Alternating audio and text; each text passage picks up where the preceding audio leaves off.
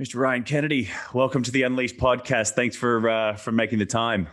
Grateful to be here, man. Excited to chat with you and share some value with your audience. Yeah, appreciate it. This episode is exciting for me, and I think it should be exciting for everybody that's listening across Asia or wherever you are in the world, as the topic we're going to get into today is functional medicine, the role that diet plays in your overall vitality, and also just any other kind of hacks to optimizing your health. If you're, an entrepreneur, or even if you're not an entrepreneur, to be frank, if you're a human and you are trying to live the best life and you're trying to get the most out of your days, this is an episode you're going to want to be listening to. There's going to be so much here. So, Ryan, again, thanks for joining me, mate. So a bit of background, and actually, funnily enough, I only just yesterday went and saw a functional medicine practitioner. I was working with one a few years back with my mom's functional doctor in San Francisco, and I found one here in Singapore. So I went and saw one. So it's fresh on my mind. So I'm fairly well abreast of kind of what the functional medicine practice is and what it kind of stands for, but I don't think it's as widely known here in Asia. So maybe if we could just start there by giving me a little kind of synopsis on what is functional medicine, but also more importantly, how did you get into it? Because I know there were some personal things that it kind of compelled you into that space. Yeah, so functional medicine is really about addressing the root cause and looking for different imbalances in the body and looking at the body as a whole system. So allopathic medicine oftentimes will compartmentalize. You have a cardiologist for your heart, you have, a nephrologist for your kidneys, you have, a neurologist for your brain. And so all these different physicians are not really looking at the body as a whole. They're just looking at their specific subtype. And unfortunately, with our modern medical system, the system's very much so designed around suppressing symptoms, right? The pharmaceutical industry has a lot of input into our medical system. So there's not a lot of money in cures. As you may be aware, there's a lot of money in disease management. So we don't really have a healthcare system. We have a disease management system. And I don't want to completely dock modern medicine because it's life-saving. When it comes to acute trauma care, infectious disease, I've had my fair share of injuries, man. And I'll tell you what, I've been under surgery and just thankful of the technology and the skilled surgeons and all that good stuff. But when it comes to chronic disease, things like cancer, heart disease, diabetes, dementia, all these different diseases that are really come down to our lifestyle and, imbalances in the body, modern medicine has really failed us, in terms of getting to the root cause. They have certain medications that can help manage these, but not really good systems in place to teach people how to eat, how to live, how to, structure their lifestyle, how to improve their sleep, how to manage stress, how to replenish nutrient deficiencies, how to really get to the bottom of why they have that particular issue, whether it be autoimmune related or whether it be something, like I mentioned, like cancer or heart disease, two of the biggest killers in our society today. And so functional medicine really looks at the body as a whole and really looks to resolve the imbalances, typically through lifestyle intervention. Like, how can you make different choices in your day-to-day to correct the issues that are really causing this symptom, regardless of the symptom, what it might be, really looking to quell inflammation or, rebalance your hormones or improve your mitochondrial function, rather than just giving someone some stimulants or some painkillers or, something to just put a Band-Aid that are inevitably going to cause more side effects and take you down a deep rabbit hole of more problems in the long run. So that's kind of a background on functional medicine and how it compares to allopathic modern medicine. No, I was going to say, I just talking to that point, I feel like, and I guess resonating what you're saying is a lot of it's around self-awareness, right? Because I'm listening to you, there are so many different spokes to the wheel that you're kind of tacking on there, right? Lifestyle, diet, stress. And, I'm just kind of relating my story to when I've been living in the Philippines for the last 7 years. And it's not because people don't want to feel good. It's not because people don't want to live the best life. Education and awareness is such a massive killer. Like, it is stopping people from really understanding what are these decisions that they're making in their life. And the doctors are feeding pills. They're just kind of they're prescribing pills to just suppress symptoms. And even like, I guess the more worrying thing for me is that places like the Philippines, where allopathic medicine is the primary source of medical care, the doctors aren't even aware of these other ideas around stress management and the idea of, nutrition. They're just running off an old textbook. Yep. So that's a concerning thing for me in Asia. So I'm super excited to bring some of this education to people here in Asia, just to get people to be making the right choices. So again, so how did you get into functional medicine? What kind of propelled you into this space? Yeah, I got into this space from a real tragedy. When I was 14, my mom was diagnosed with cancer. And, at the time, being pretty young, I didn't know much about it. I didn't think much of it, but I watched her go through the standard of care, the, chemotherapy, radiation, and surgery, and really watched her oncologist tell her, what you eat doesn't matter. Your lifestyle doesn't matter. The only chance of survival are these ultra expensive toxic drugs. And unfortunately, going through this process, she passed away from cancer 2 years later. And it really evoked something in me to learn more about this from a personal level, because she was young. She was only 54 when she passed. And also to really take a deeper dive so I could help educate others, because it wasn't only the misinformation she received during her treatments. It was the misinformation she received for decades leading up to this point of looking at the food guide pyramid and looking at a lot of these government guidelines and a lot of the nonsense of what to eat and how, the different mainstream media outlets are pushing information that just is simply not accurate. So I went through my own health journey. At the time I was overweight, dealing with a bunch of skin issues, oftentimes depressed, really fatigued, and just not doing well, man. As you can imagine from, life circumstances, but also my own physiology was not at its peak. And so I went in and kind of got deep into fitness and, through my athletics, suffered from several injuries, which took me to study physical therapy. I studied kinesiology in my undergrad, and I was working in physical therapy clinics and really helping a lot of people, everything from, people with brain injuries to stroke victims to people that had just undergone some massive injury. And I was quickly realizing, while I love fitness and I love physical therapy, it was only one piece of the puzzle. And doing these exercises and doing these workouts only took the patients I was seeing so far because they were eating very poorly. They weren't sleeping well. They were stressed out. Their environment was a mess in terms of toxic load and, their lighting or, lack of sunlight, and just not being able to really get integrated with some of the really fundamental laws of Mother Nature, of how humans have evolved to thrive.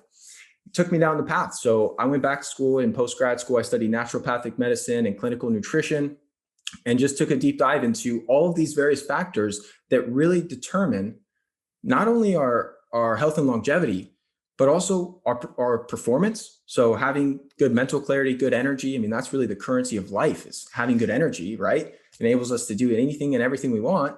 And then also our quality of life, just how we feel. We all just want to feel good, man. And so many folks Totally don't feel good, whether it be, depression or anxiety and more mental related things, whether it be crippling gut issues where they're, in the bathroom 7-8 times a day, whether it be insomnia or sleep related problems, and all these different things that are all just so common in our society. So that's what brought me to where I am today. I opened up my functional medicine practice, and I've been helping patients from all across the globe, from all walks of life ever since, and absolutely love it, man. It's really been a real pain to purpose calling for me, of just taking what is off, it's clearly a tragedy in many respects, and turning it into really fuel for my mission, my purpose, and, bringing me to where I am today, to where I've been able to help thousands of people avoid chronic illness and or reverse chronic illness using lifestyle interventions. I don't deal with any drugs or surgery or anything like that in my practice.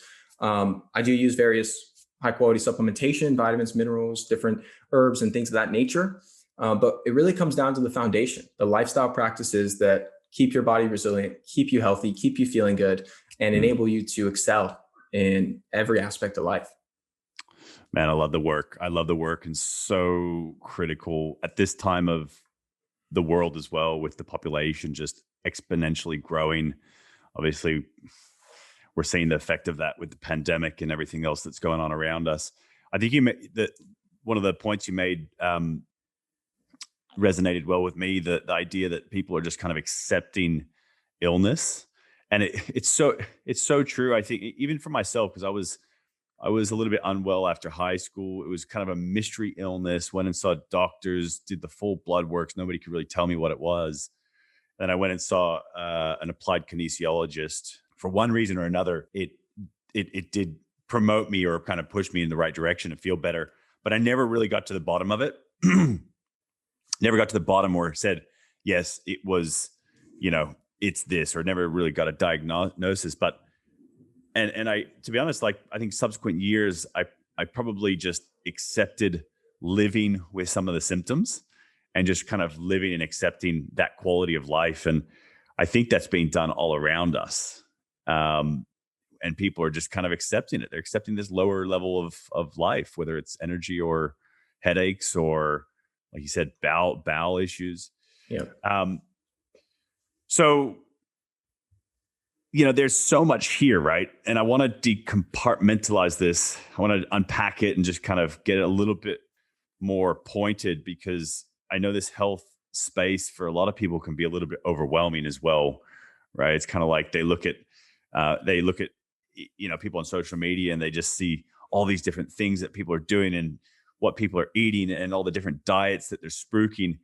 And I mean, I'm actually quite a health advocate myself, and I get overwhelmed. So I can only think, like, your everyday person that is just starting to think about health and wellness, and maybe they just got a gym membership, or they're making the right choice to move.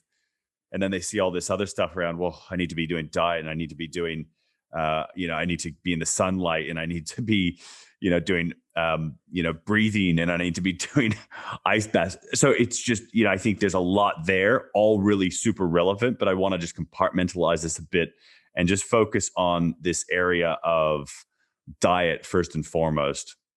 Because I do think that, and we've seen it in our business in Asia, because we haven't entered Asia to steal the market from competition, because I don't look at competition as competition.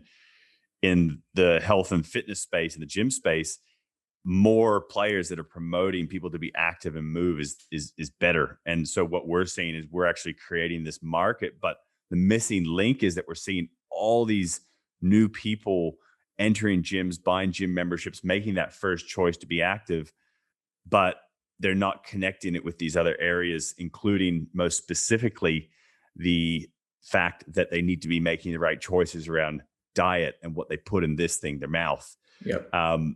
So with that, and even just this space of diet is crowded, right? I mean, if you look at, again, on social media, all the different diets, whether it's veganism, keto, whatever it is, it can be very, very confusing. So let's just focus on diet for a minute.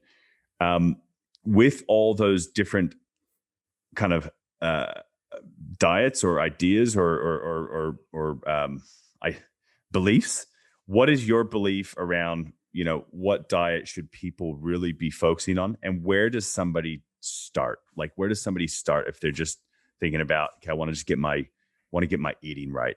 Yeah. Excellent question, man. So first and foremost, I always teach people, don't wear your diet as an identity. People get in these diet camps, and, if they're vegan or they're keto or they're, paleo, it's like the end all be all. And almost they wear like a religion, man. And it's like, dude, this is just the way you eat. Like, calm down, understand that different things work for different people, and different things work for you now that may not work for you in a few years, or may have not worked for you 5 years ago. So we got to understand our bodies are always changing, and there's no one size fits all when it comes to the perfect human diet. Now, there are some foundational principles that I'm going to cover here. I actually recorded a podcast on this on my show. I call these like the 10 universal laws to good nutrition. And they're really just foundational elements to any good way of eating. Regardless of the details, this is where people should really start, especially if they're just getting going on their journey, or they're feeling overwhelmed from all these conflicting ideologies. And first things first, get rid of the processed food, right? Eat foods in their whole natural state. Like, and a lot of folks listening to this are probably like, well, duh, Ryan, I've heard this a million times. Yet most people don't do it, and there's so many quote unquote healthy processed foods coming out that, are better ingredients, but still anything that can stay good on a shelf in a package for years on end is never going to compare to fresh whole foods. How do you define processed foods? So you said it's got the long shelf life. Is there any other kind of core ingredients that are typically making up these processed foods? Well, there's obviously different layers of processing, but anything that you buy in a package with a nutrition facts label that, is in a, shelf stable for many years is going to be processed food. And like I said, that's pretty much most people's diet. Yeah, for the most part, but you don't see that when you go buy wild caught fish, or when you go buy produce, or when you go buy some grass-fed meat, or you go buy some eggs. You don't have that, right? So really looking at that as a foundational element. And like I said, there's different layers. You have the processed food that's garbage with the refined grains and the soybean or canola oil and all the refined sugars. And now they're making better processed foods, where you could find things that don't have all those nonsense ingredients, but they still shouldn't be your first choice. And what do processed foods do to your body? I mean, why should people stay away from processed foods? What is the actual impact that people won't see? Because obviously some of this stuff is slow moving and you don't see what's happening in your body. But what is it actually doing to your body? Yeah, I love that. Slow moving. I always tell people food can be your greatest medicine, or it can also be your slowest form of poison, because it's true. What we put into our bodies has impact years from now and may not show up day one. Although a lot of times when you eat something lousy, you feel pretty lousy after. So processed foods, conventionally speaking, are going to be some combination of a refined carbohydrate, typically refined grain, wheat, corn, soybeans. And then they're going to also have rancid oxidized vegetable oil. So these are the industrial seed oils: canola, soybean oil, corn oil, safflower oil. I mean, I could go on and on. These really inflammatory omega-6 oils that are just frankenfoods for our body. And not only that, the way that they process these really rancid oxidized oils creates so much inflammation at the cellular level, because our cell membranes are actually comprised of primarily fats. And when you start intaking the wrong types of fats, aka these processed vegetable oils, they actually comprise your cell membranes and cause chronic inflammation at the cellular level. And it takes a long time to recycle these cell membranes in the body. So you got high levels of inflammation right off the bat that are going to, be a root cause of many, many different issues that can manifest as a result of that. So that's going to be one of the biggest culprits. And when people ask me what the most unhealthy food on the planet is, most folks think it's sugar. It's actually these unhealthy oxidized vegetable oils that just, your body can metabolize sugar if you're active. It cannot metabolize this toxic sludge that is in virtually all conventional processed foods. And then you combine that with the refined grains or refined sugars, and it is just a recipe for disaster for your metabolic rate, for your inflammatory levels, for your hormonal balance, for your gut health, for your brain function. I mean, every system in the body is negatively impacted when you put this garbage in your mouth. And then there's obviously a ton of preservatives and different additives and coloring agents. And, the list goes on, which are all many of which are known to be carcinogenic or neurotoxic. So, we don't want that in the body, obviously. So that's going to be essentially the answer to your question. Is it can manifest as a number of different issues, short-term and long-term. But those are going to be the main components that are going to be very problematic. I've got a few. A few different words written down here, because these are kind of reoccurring themes that come up for me around just what not to put in your body. But you mentioned a couple of them. But so you got processed foods. Sugar is another big one. I think there's been a shift in knowledge and just education around, especially around the marketing of dairy, or the marketing of fat. Back in the early days, and now they're realizing that sugar is the big killer. Can you talk about sugar for a second? Because I think that's a huge one that people are just overloading on, because it's almost like an addiction. I mean, I'm guilty of it myself. I reach for that little chocolate bar after dinner. It's a bit of a habitual kind of habit. Yeah, it's very much so an addiction. It's one of the more addictive drugs on the planet, refined sugar. And so one of the mechanisms of action that occurs in the body when you intake more sugar, or any refined carbohydrate for that matter, breads, pastas, crackers, cookies. I mean, all these things will qualify because they do a similar thing in the body as pure sugar. You get a huge spike in your blood glucose, so the circulating sugar in your bloodstream. And the way that our body compensates for that is we get this big release of the hormone insulin from our pancreas, which helps shuttle that sugar into cells. And the problem with this is over time, with repeated kind of roller coaster of high blood glucose with a big insulin release, you get a big crash in your blood sugar. And so you get more sugar cravings. So it creates this really negative cycle where you're constantly kind of up and down, and it creates a lot of fatigue, brain fog. And over time, your cells become less and less sensitive to this hormone insulin, and you start to become insulin resistant, which is what causes type 2 diabetes, which is what causes a lot of neurological issues. Scientists are now calling things like dementia and Alzheimer's type 3 diabetes due to the role of this high elevated insulin and chronic blood sugar instability that occurs when you eat a lot of sugar. And then it also feeds a lot of overgrowths and imbalances in the gut. So when you're eating a lot of excess sugar, excess carbohydrates, you oftentimes will get an overgrowth of yeast, primarily candida being a big player in that. You'll get an overgrowth of bacteria in the small intestine, and you'll get a condition like SIBO. It could also feed things like H. pylori and other gut infections that can really start to wreak havoc, because as you may be aware, our gut is such a cornerstone of our entire body. So when your gut is compromised, your immune system function, your neurotransmitter levels, your overall body's health really goes downhill. So that's just to name a few. I mean, we could go on and on about the inflammatory and harmful impact of excessive sugar consumption, but it's really something that needs to be definitely minimized. And people that are super active, if you're very physically active, you're training a lot, you're an athlete, you could tolerate a lot more carbohydrate because you're burning up that blood glucose. It's shuttling it into the muscle cells, and you're depleting your glycogen, which is stored carbohydrate in the liver and in the muscle. So it's not causing the same type of effects as someone that's more sedentary. But even for active individuals, getting your carbohydrates from refined sugar is not going to be a good idea due to those gut imbalances I referenced and the hormone imbalances that could also ensue. So I really urge people to get clean sources of carbohydrates, which we could talk about, things like root vegetables, whole fruit, because it's in a complex with fiber and other micronutrients.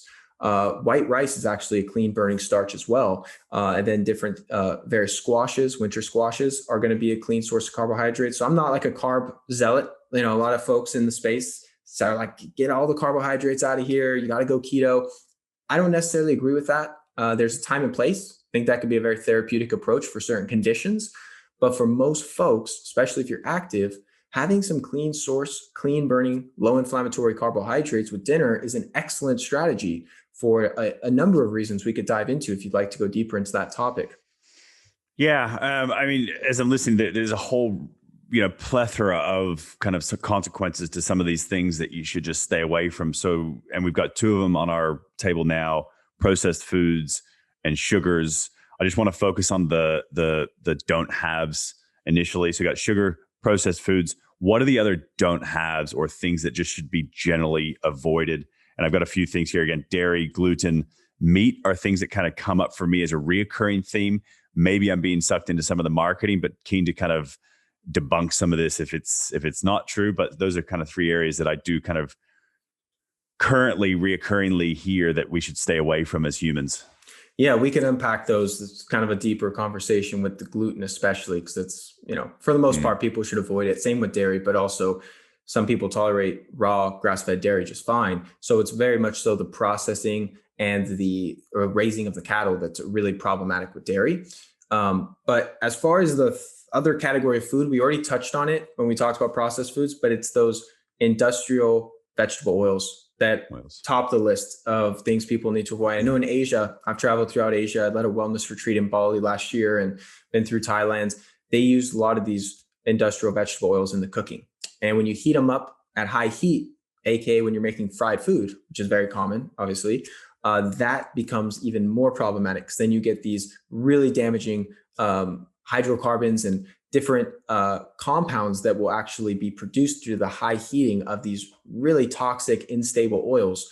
That is just, it wreaks havoc. I have an entire chapter in my book, Beyond Nutrition, outlining all of the research and all the reasons and the entire history of how these things even came into the marketplace and pushed things like grass-fed butter and coconut oil and, other healthy fats off the table, and, brought in Crisco and margarine and all these rancid, just horrific fats. So that's number one. Sugar, definitely no go. Processed food's going to contain most of those, so that's going to be a no go. And then like you mentioned, gluten, and those grains, for the most part, people are going to do better to steer clear of those, no doubt about it. Dairy, for the most part, I have people steer clear of as well. But I will say, like a raw grass-fed goat's cheese or sheep typically are much better tolerated than cow's milk.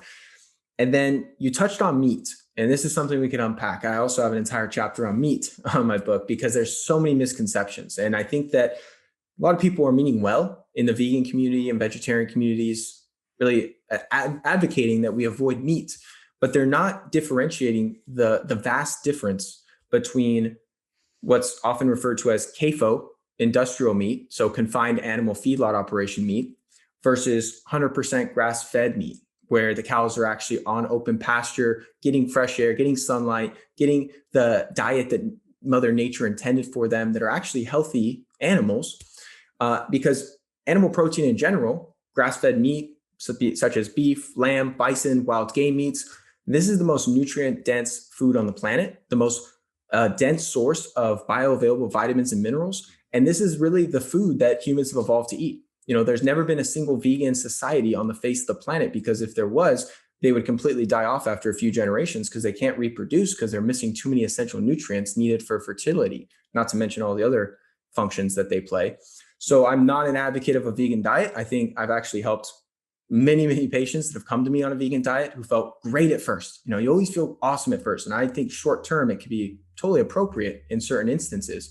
But over the course of time, you develop severe deficiencies of omega-3 fatty acids, vitamin B12, carnosine, creatine, taurine, all these essential nutrients that you can't really get in the plant kingdom. And then you also have functional deficiencies of vitamin A and other nutrients that are hard to get in their bioavailable state through plants. So I'm also not a carnivore guy. Like, a lot of people like to be very extremist, as you may be aware, but we're omnivores. I think there's a place and time for high quality grass-fed, big caveat there. Meat, wild-caught seafood, pasture-raised eggs. These are very good sources of nutrition, but also not demonizing plants either. Understanding that vegetables, root vegetables, fruits, all these things have their place in our diet and can really create a lot of balance. Yeah. And obviously on this show, I'm not looking to get into any form of technical debate. I'm not a subject matter expert, and I recognize that different strokes for different folks, as you kind of mentioned, belief systems, body types, where you're at in your life. So those are all really good views. One thing I did want to just clarify for everybody, because you mentioned that the oils are such a massive part of it, and it's true. I mean, like the amount of food that people eat out. I mean, I'm guilty of it. Like, I probably eat out of the house too often, and you just don't see what's going into the food and how they're making it. But if you're cooking at home, what are the healthy alternatives that you can replace some of these oils with? Quick note before I dive into that: the advice I give to all my patients and all my students, when you're eating out at a restaurant, because they almost always use one of these super cheap, really harmful fats I went over, is tell them you're allergic to vegetable oils. You use the word allergy, they are going to take your request very seriously, and just tell them, cook my food in butter or cook it in olive oil, or put whatever other type of non-horrific fat you have back there when you prepare my food.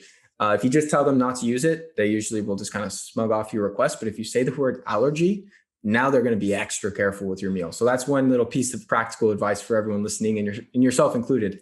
Yeah, I love it. As far as healthy cooking fats, at the top of my list is grass-fed ghee. This is the most heat-stable fat on the planet. It is a fantastic source of fat-soluble nutrients, and this is clarified butter. This is where they take the milk solids out of butter and essentially distill the fat, and it is by and far my favorite cooking fat. It tastes wonderful, and it is incredible for you. Grass-fed ghee. And even if you have a dairy intolerance, you're still very likely to tolerate ghee very well, because they remove a lot of the milk proteins. Coconut oil is also going to be great. Anytime you're cooking, you want saturated fat, because that's solid at room temperature. And without getting too technical, it creates a lot more stability because it doesn't have an extra double bond that can react with oxygen. So while avocado oil and extra virgin olive oil are very healthy, I wouldn't really cook with them because they're not heat stable like grass-fed ghee or coconut oil or grass-fed beef tallow or duck fat. These are going to be much better options as a good quality saturated fat for cooking. Now, if you're having a salad or adding healthy fat to your food after it's been cooked, extra virgin olive oil is at the top of my list. It's fantastic. I eat a lot of avocados and a lot of my patients do as well. So I don't typically have people use avocado oil because you're already getting those fatty acids from fresh avocados, but that would be fine as well. And then there's a few others that could be decent, but outside of that list, I really don't recommend much. You know, like you could get little macadamia nut oil or some sesame oil that could be decent, but it's rare to find a good quality one. And they're just not stable. They're very prone to rancidity and oxidation. So what I'm hearing is these foods, they impact your body's ability to run its natural balanced function, getting rid of toxins, getting rid of pathogens, producing energy, all those things that lead you to being able to live with energy and feel well, right? Precisely. Let's look at the other side of the spectrum and let's get a little bit pointed on, okay, these are the things that they should avoid. What are the shoulds? What are the things that people should be looking at to put in their mouth and put on their plate on a daily basis? And what's maybe, do you have a bit of a structure or a framework or a guide that can kind of make it easier for people to understand and follow? Yeah, so I'm going to kind of outline the fundamentals, but it is obviously a deep dive when it comes to how to figure out the right foods for you and create more of a customized nutrition protocol or approach that works for your gut, for your body, because there is a lot of individuality to this. So I have an entire nutrition masterclass where I cover these topics in depth with various guides and protocols and meal plans and shopping lists and all that type of good stuff, because having those pieces in place is key for integration, for actually applying the material, right? Because people will listen to this podcast, but if they don't have these missing pieces and have healthy recipes they can make and, you know how to actually run with it, oftentimes it goes one ear and out the other, you know? So it's really good to have the tools that you need to actually apply this successfully. So high level stuff, kind of like we referenced, man, good quality, ideally organic. So you don't have all the, you know, pesticides and chemicals that they spray on crops, but, you know, vegetables and root vegetables are going to be fantastic, as well as whole fruits, no fruit juice, because that's just going to be like mainlining sugar into your bloodstream, but whole fruits, especially if they're seasonal, that's going to be ideal. And then high quality animal foods are going to be fantastic. So that include wild caught fish, grass-fed meats, wild game meat, pasture raised eggs, bone broth. All those types of high quality animal foods are going to be the best source of nutrition when coupled with a balanced diet of these healthy plants, aka vegetables and some fruit. And then the healthy fats we just touched on. I mean, that comprises a very, very good nutrition plan. And what that would look like in practicality, maybe a, 4 to 8 ounce fillet of salmon, depending on your body size and, your protein needs, having a, sweet potato cooked up in some coconut oil, and having a vegetable of your choice, whether that be asparagus, whether that be broccoli or Brussels sprouts or any number of options, and that is going to comprise a very balanced, a very good meal for the vast majority of individuals. Now, there are obviously food sensitivities and, people's guts, depending on their journey. Sometimes they don't tolerate certain plants that have things like lectins and oxalates and some of these different plant chemical defense systems. And that is getting into more of the weeds. I don't know how advanced your audience is when it comes to nutrition, but that is something that's absolutely a real thing. And I do find kind of sticking with what I call low toxin plants can be very efficacious for someone with a lot of gut issues that has indigestion. They get bloating or gas or abdominal pain after eating, and they've already cleaned up the common culprits that we touched on, the refined grains, the sugar, the unhealthy fats. They kind of clean those out, and they're still like, man, my gut's not quite right, and I've been eating really well. A lot of times it's some of these vegetables and plants that are recognized as healthy in the big scheme of things, generally for most people, but you could absolutely have trouble digesting them. I'd say the top culprits on this list, man, would be onions and garlic. They're very fermentable and tend to cause a lot of gas and a lot of bloating for people. They're what are categorized as FODMAP foods, these fermentable olein disaccharides. And then, looking into things that are higher in lectins, things that are higher in oxalates, like leafy greens. Having a big ass salad, I think most people would think big ass salad, that's like the holy grail of good nutrition. Very few people can digest a big ass salad, dude. I'm telling you, like raw vegetable fiber is hard to digest. And if you have any inflammatory condition like diverticulitis or, IBS or anything of that nature, that raw fiber is going to create a lot of aggravation to your digestive tract and really cause you a lot of issues. Not to mention, is cooked veggies better than the raw veggies then, from your point of view? Yes, for the most part. Now, if you have great gut function, your digestive system's working great, I'm a huge fan of raw veggies because you get all the live enzymes and you get a bunch of other good stuff from it. But if you're not digesting your food well, you're going to be much better off cooking your vegetables down in a soup or a stew or a stir fry, or steaming them so that it's easier to break down the fiber. You're diminishing a lot of these, what are oftentimes called anti-nutrients, these plant chemical defense systems, which we could dive into deeper if you're interested in that. And so it is going to be a little bit easier on the gut for most folks to eat cooked vegetables rather than a bunch of raw leafy greens or a big old salad. Yeah. And again, we're kind of keeping it high level here because there are a number of rabbit holes we can go into. And, for the purpose of this audience, I think high level is good because for me, just getting that general awareness is the first port of call. And, you mentioned like people's allergies or intolerances. A lot of people, including myself, are not aware of these intolerances as well, right? And it does require some more technical testing and really getting clear on what those intolerances are. But I mean, even just before that gets done, what I found really quite useful was just purely doing a continual audit on what's on my plate. Because I mean, I think it's so easy just to kind of like let it slide, right? It's like you let it slide once, and then next thing you know, it's like habitual. You're out, you're ordering that Coke, that Coke Light or that Coke Zero. And you just kind of go, one more soda, or you've got a plate full of, you got, just one more burger. So I feel like taking an audit and really just getting conscious of what's on your plate is so important, just to start that process of connecting. Well, what am I putting in my body? And maybe this is why I have reoccurring migraines, or this is why I've got low energy, or this is why I maybe I've got an actual underlying chronic illness. So important. And I think here in Asia, I mean, I know one thing that you said earlier, which is white rice is quite a good carbohydrate. I think that'll be music to most people's ears here in Asia. I don't think people can live without it. But when it comes to supplementation above and beyond your diet, right? Because this is another space where marketing, I mean, it's a multi-billion-dollar industry. And, I've got a microwave full of vitamins and supplements over here. And part of the reason why I went and saw the functional doctor yesterday is because I looked at these vitamins and said, well, do I really need these? I mean, how do I know I need these?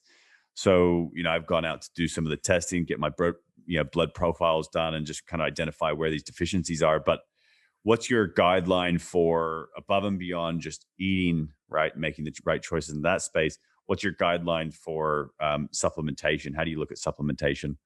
So I think there's a ton of garbage on the market. I know there is. I really think that a lot of people are wasting their money or actually doing harm to their bodies with cheap, low quality supplements. But with that being said, I am a huge advocate of targeted, high quality supplementation, because in today's day and age, it is almost a requirement for us to be optimally healthy. Now, you can eat a well-balanced diet and live a super healthy lifestyle and not take any supplements and be pretty well off. But if you wanted to optimize your health, your performance, your quality of life, your longevity, it is near impossible. I would say actually it is impossible to get optimal amounts of all the essential micronutrients our bodies need to thrive through food alone, even with a perfect diet. There's never been a single research study demonstrating that is a feasible thing in today's day and age. And then I'm going to outline a few reasons why. Our food is grown in more nutrient-dense soils than ever before. Due to poor farming practices, farmers are not using, manure and actual compost. They're just using NPK fertilizers. And so our soils are really, really low quality compared to what they were 1,000 years ago. So our nutrient density of our food has gone down significantly. I'm talking a few 100% compared to what it would have had 50 to 100 years ago. And, even less than that if you rewind even further when we had really rich soils.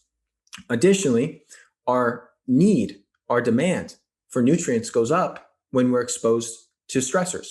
That could be mental, emotional stress, which most people are. It could also be physical stress. Things like toxins in our environments, things like, travel and a lot of other things that can really wear down our system. Well, guess what? Now you need more vitamin C. Now you need more vitamin E. Now you benefit from additional vitamins because of these different stressors in our lifestyle.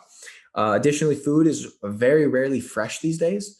Unless you're shopping at your local farmer's market, where they picked the produce yesterday or that day, food, at least in the United States, and I think it might be similar in Asia, is shipped far distances and sits on a truck. Then it sits on the grocery store. And over time, these vitamins degrade. Minerals are fairly stable, but vitamins degrade very quickly. So food that was picked a week ago is not going to have a great amount of a lot of these vitamins.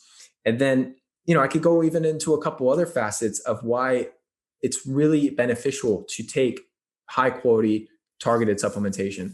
But ultimately, those are kind of the high level ones of why we would really benefit from this. And, additionally, the way that I really determine how people, like what supplements people benefit from, is looking at where are the common deficiencies. Over 90% of people are deficient or suboptimal levels of magnesium, vitamin D3.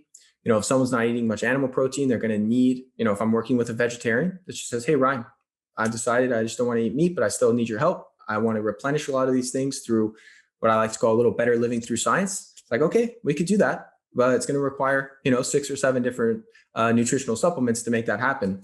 And then looking at another factor, which is people don't typically eat organ meats. I'm a huge fan of supplementing with desiccated organ supplements because these are the most nutrient dense sources of vitamins, minerals, much better than muscle meat, and it balances out muscle meat very wonderfully in terms of the amino acid profile and the different micronutrients you get. And most people are not going to eat liver because it tastes pretty lousy. So a grass-fed desiccated liver supplement and some of these other whole food supplements coming from organic ingredients and really high quality sources, I think is a fantastic thing. Now, I'm not you could typically just get that at a supplement store. Is that typically? It's very difficult to find high quality supplements at a supplement store. I mean, you might be near a good one, but if you go down to your normal, GNC or, Costco, or I'm naming stores in the United States. I don't even know if they have these in Asia, but most stores are not going to carry very good quality supplements. There are some exceptions, of course, but your best bet is buying them online. iherb.com is a website that ships throughout Asia. They're an international health food store online. And I'm a big fan of them because you can get a lot of different products. And I work with a lot of patients that are based in Bali, in Australia, in, Thailand, and they're able to get these products, which makes it a lot easier. So, you don't have to go hunting. And, I'm very particular about the sourcing. So I only recommend certain brands, certain products, because a lot of companies, there's not a lot of regulation in the supplement industry. So you don't know what additives are going in there. A lot of times when they do studies, it'll say there's, 200 milligrams of CoQ10, and they'll actually look at a third-party testing. There's like 30 milligrams. So there's a lot of inaccuracies with labels. There's a lot of just questionable stuff going on in the industry. So you have to be very careful where you're sourcing your supplements and know what you're getting. And we're ideally working with a qualified health practitioner that can actually tell you, based on years of clinical experience and based on actually doing the deep research to vet these different suppliers and different companies, what you're going to be your best options. But I will say, high level stuff, man, we could do an entire podcast on supplements and it was still be like, people would be like, okay, so Ryan, what do I do? Because it is hard. It's very individualized, even more so than diet a lot of times. So, it's difficult to just say, like, to a broad audience of people, you should take X, Y, or Z. Like, I can give you a few things that people would really benefit from, but for the most part, it's really something that you should either work with someone on, or, you do a good amount of research. And like you mentioned, testing is great, but by looking at someone's diet, I could really tell what they're probably missing. And, you could kind of look at the issues they're having and also determine, what oftentimes is missing. So even without doing testing, after I see my new patient intake forms, which is a long questionnaire I have people fill out prior to our initial consultation, I could really identify like, okay, we're going to need to bring in X, Y, or Z due to these reasons and these symptoms and these imbalances. So I know it probably wasn't the answer everyone's looking for of just saying, Ryan, just tell me what to take, when to take it, but it's the truthful answer. No, I think it's good. I think, I think too many people are shooting from the hip with supplementation. It's like, yep, off the shelf, multi-V, bang. And I think the challenge with supplementation is, and to your point about the slow burn, this kind of stuff is not like a magical pill where you just kind of start taking a supplement, even if it's the right supplement, and you just kind of have an instantaneous uplift in energy, right? This is stuff that happens over time. So I think the message I get there is that, if you want to get more targeted on what your body needs, work with somebody, get tests, and just get a little bit more informed, whether it's research, and everybody is individualized as well, right? Yeah, precisely. And a lot of times when I put patients on products, they'll feel a difference really quickly, and it'll be a noticeable difference, like they'll know like this is really benefiting me. Like I've slept so much deeper, like within a day or two of taking this new product, or I, have so much more energy or brain function. But other things that are just essential nutrients, like you said, it does take time. One example of this is you could take magnesium, a good quality magnesium every day. And in order to get your intracellular levels up, which is what really matters, it could take anywhere from 8 to 10 weeks of consistent magnesium intake. So it doesn't happen overnight. Just because it's in your bloodstream doesn't mean the levels within your cells are where we want them to be. So some of these do take a longer time. So I'm glad you brought that up. I want to talk about heavy metal toxins, because that's something that was kind of brought to my attention just recently. A friend of mine had a high level of mercury, and it was kind of off the back of having a fairly heavy seafood diet. In his mind, he was doing the right thing, eating seafood as opposed to other meats. You mentioned kind of in your framework around meats, fish was one of those components. Do you have a view on just heavy metals in general and what foods to avoid, and also what heavy metals do to your body in general? Yeah. No, I love this. Love this. So I have an entire chart that I created. And if any one of your listeners wants this chart, send me an email, ryankennedyhealth@gmail.com. And it outlines every fish and seafood with the parts per million of mercury, and then my recommendation of like, avoid it, consume it, have it once a month, no more. And essentially, just to give people a broad scope, the bigger, longer living fish are going to be far higher in mercury, other heavy metals, and various other toxins. That would be things like swordfish, bigger tunas, shark. There's a number of really like hard hitters that are just avoid altogether. And then the smaller fish are going to be much lower.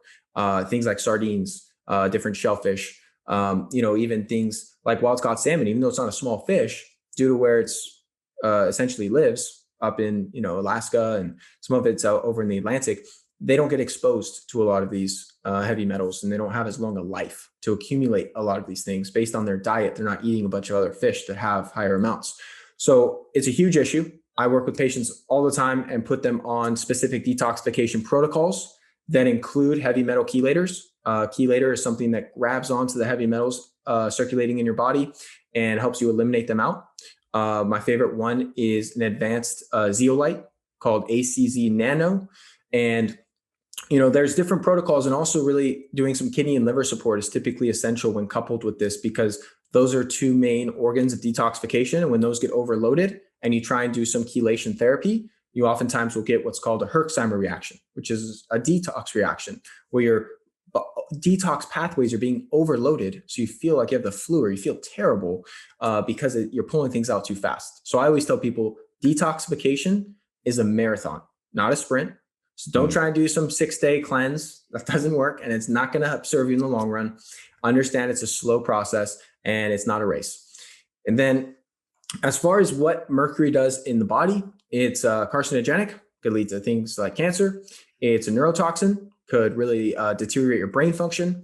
And it's just a very, very toxic chemical, or heavy metal rather, that has a number of deleterious effects in the body. So you do want to do your best to avoid it. That's why I created this fish chart, because there are still really good quality seafood options out there that you can get, but it's important to be educated on which ones to avoid and which ones are cleaner options that you can consume on a regular basis without running into the heavy metal issue like your buddy did. Because I hear this all the time in my practice. People will do a hair mineral heavy metal analysis, and it'll come back with really high levels of mercury or really high levels of cadmium or arsenic or any other thing. And it's just really important to know everything is reversible.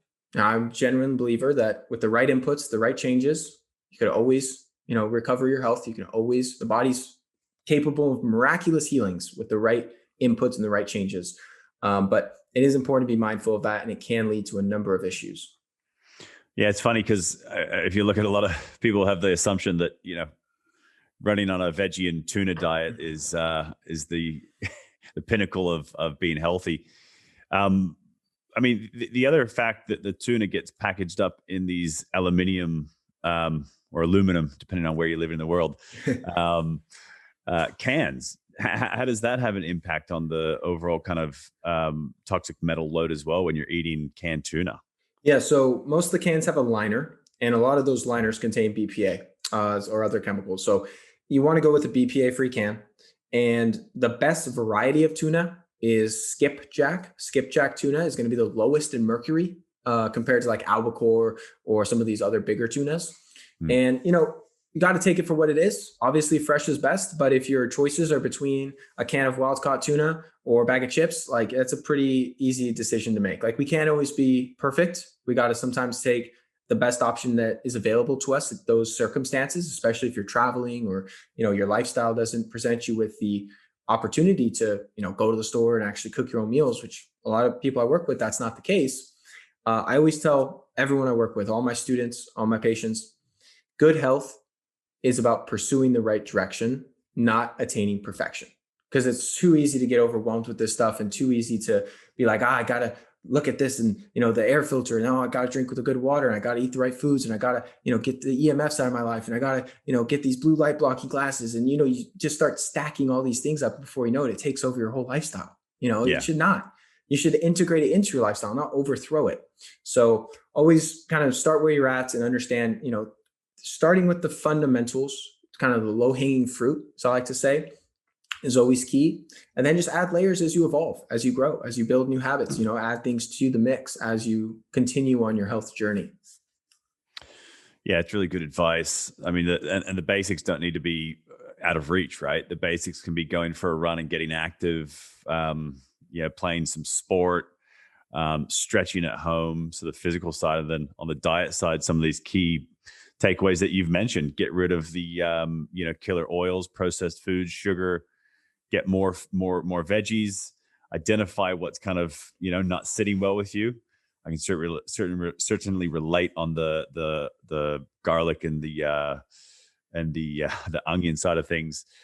And the other thing is that just eating the right food doesn't necessarily need to be expensive. I think there's also in Asia this idea that a healthy diet needs to be your chia seeds and your, all these things that are imported from the US and all around the world and are only at a health food store. It doesn't need to be out of reach. Some of these things that you mentioned are simple things that can be bought down at the wet market, whether it's fresh or, fresh seafood or fresh vegetables.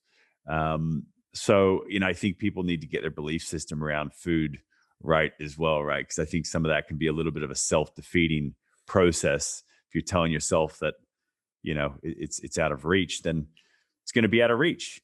You got to get your belief system around food. Here's the other perspective to consider, because you're absolutely right that eating healthy, especially if you're cooking your own meals, will save you money compared to going out to restaurants and things of that nature. But the other thing to consider, because some of these things do cost money, supplements, organic food, it is more expensive than the conventional crap. But you'll either pay for your health now or pay for disease later. And this is the best investment anyone can ever make, is in your own biology. So yes, you're going to pay a few extra bucks to buy high quality food, grass-fed meats, wild caught fish, organic produce. but that is the best ROI you'll ever receive. That's what people kind of miss, is that by eating healthy, by making these good choices, spending a few extra bucks on high quality supplements or other things, which isn't even a requirement, but you know what I mean? You're actually going to increase your ability to go out and provide value to the world and make more income, generate more revenue in your business. I work with a lot of entrepreneurs and business owners. And if you don't have the energy and the vitality and the just peak performance, the opportunity cost to that is just, I could go down this, I know I'm preaching to the choir here, but I go down this rabbit hole all day where it's really the foundation, so before you go and look at investing in other things, understand that if you're operating at a really mediocre level or suboptimally, that is going to cost you huge amounts, not just in medical bills and healthcare costs, but also in opportunity costs, because you're not showing up in the world as the best person you could be, as the most vital, healthy person. And just the conversations you have and the interactions you have with others it's all going to suffer. So passionate about this, man. I mean, the investment financially, sure, but yes, sacrifice, getting rid of some of those foods that you liked, making the right decisions, putting in the time. I agree. The investment and the return on that investment in the long term is so critical. And this is for everybody. I mean, the thing that really it bothers me is that we've got such a great team that run our business in Asia, but the number of times that I get people that call in due to migraines, or the people that, and it's constant, it's not just once, the people that call in with gastro issues or vertigo, it's like, and then the next week I will see them in the pantry with their workmates, smashing down a pizza or food from 7-Eleven. And this is, for me, the number one area that people need to invest in, to your point, financially, emotionally, time, making sacrifices. If there's one area, it's this. From an entrepreneurial perspective, I did want to touch on one topic that was something that I went through probably 4 or 5 years ago that I think most entrepreneurs need to be thinking about and be aware of. When I came up into Asia, I had left my corporate job in Sydney. I had arrived and there was, so much pressure, so much stress, external, internal.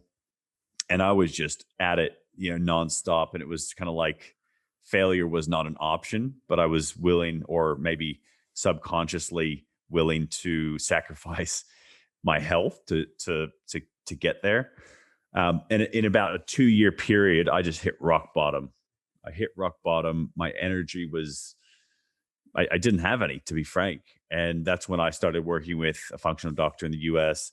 I visited my mom in San Francisco. We did a whole range of tests, including the cortisol test.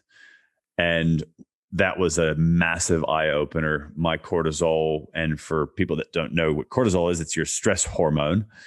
It allows your body to deal with stresses, and you should have a fluctuating kind of rhythm. But my cortisol was rock bottom. Like I did the saliva test. I had my body was just not producing cortisol. I was burnt out.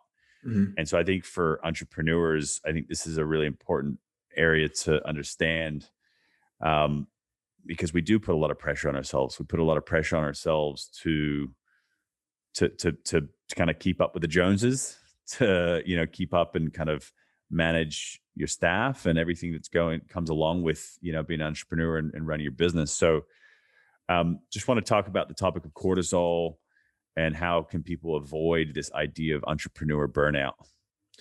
Yeah, like you shared, typically your cortisol rhythm should be rising in the morning. That's what helps to naturally wake us up, and it should really hit its peak an hour or two after waking, and then slowly taper down. So as the evening rolls around, you're relaxed, ready for a good night of sleep. And a lot of folks that, hard charging, really getting after it, which I respect. I'm an entrepreneur myself. I've grown my practice and my business from the ground up. They just don't prioritize their health, and they're running off, tons of coffee and caffeine and other stimulants, and they're also not sleeping as much as they should be. They're not prioritizing, their health, their bodies in a way that's more rejuvenating, that recharges them, that they burn out. physically. Their mitochondria function starts to tank, which are essentially the energy producing mechanisms within our cells. Their hormones get out of balance because in addition to, if your cortisol is all out of whack, that's going to throw off your testosterone, which as a male, that gives you your motivation, your drive, your energy, your strength. And as a female, you run into all sorts of hormone imbalances and have really, painful and really brutal monthly cycles. And, I work with men and women on this all the time. So you really have to understand a few fundamentals when it comes to your sleep quality, how you start your day, structured morning routine, to not be just pounding coffee the second you get out of bed and, just trying to mask this fatigue, because over time, you're just shooting yourself in the foot. You're not really serving yourself. So you really need to take time to recharge. And you got to understand as well that if you take 30 minutes to yourself for a structured morning routine, which I have an entire podcast on my show on the specifics for that. So I don't know if we have time to dive into that today, but if you do this right, you are going to prime your biology to be more productive. And a lot of people say like, I don't have time for workouts or meditation or healthy eating or any of that. It's like, you don't have time not to do these things, folks, because your productivity and your output is going to be so much less that even though you may be working 12 hours instead of, 8 or 9 or whatever it is, those 8 or 9 hours you are working, you're going to be on it. You're going to just be laser focused. You're going to feel good. You're going to get so much more done in less time by prioritizing your vitality, your health, your biology, that people working the other way, it's hard to see when you're in that space, but you're really just kind of operating suboptimally and you're not getting as much done from a productivity standpoint. So even though you're putting in the long hours, and you're working from the early morning till late at night, it's really not serving you. And I could speak firsthand. I've been there myself. When I started out, I had to learn some of this the hard way. Yeah. No, you're making some really good points. I think this is another episode. Yeah, it's another episode. I just took a number of notes, and I'd love to share my personal experiences, which I'm sure you do as well. There's so many different things that go into kind of avoiding burnout, which kind of, I think, lead entrepreneurs to a more well-rounded practice around running their business. So love to talk to you about a second episode.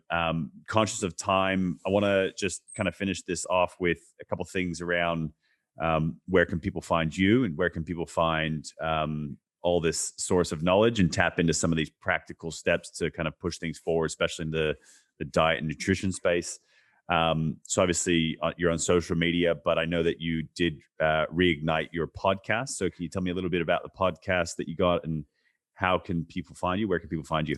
Yeah. So I'm most active on Instagram at Ryan C. Kennedy. That's where I post content daily and put out a lot of different tips and recipes and advice and, all this type of stuff. The podcast is The Ryan Kennedy Show, and that can be found on YouTube. It can be found on a podcast player. And it's a series of shorter solo episodes where I'm just riffing on specific topics for, 10 to 20 minutes, taking a deep dive and really providing a lot of actionable advice. And then I also bring on different experts in the fields whose work I really respect, people whose books I've read and learned a lot from, or scientists, and, interview them just like this in a more long form fashion.